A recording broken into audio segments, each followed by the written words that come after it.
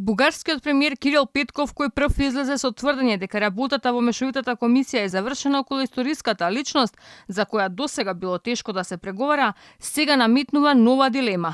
Во изјава за 24 часа Петков потенцира дека требало да се приспита дали интересот на Бугарија бил да дозволи интеграција на Македонија во големото европско семејство или да сме останали изолирана држава.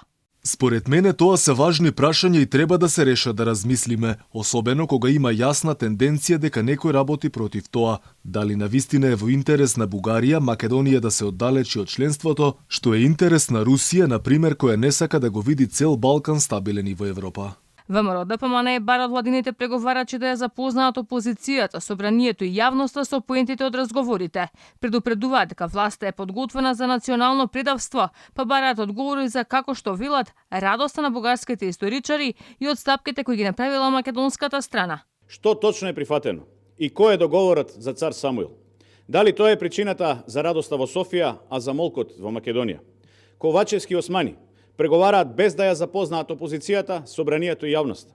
Владата води преговори кои може да задираат во македонскиот идентитет, јазик и историја за целосно затворени врати. Јавноста се информира за преговорите од бугарските политичари и историчари и нивните изјави во медиумите. Бугарите се ги информираат своите граѓани, а македонската страна молчи.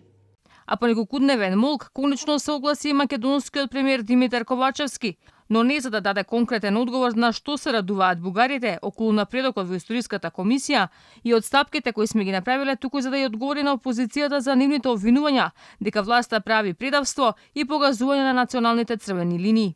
Јазикот, идентитетот, посебноста на македонскиот народ воопшто не е предмет на преговорите. Зошто опозицијата не ја информирате? Секој договор кој што ќе се постигне, јас сум убеден дека ќе биде критикуван од опозицијата, како што биле критикувани сите договори кои што оваа држава ги направила, а со цел да направи стратешки исчекор за државата. Опозицијата прво беше повикана да учествува во работните групи, тие тоа го одбија.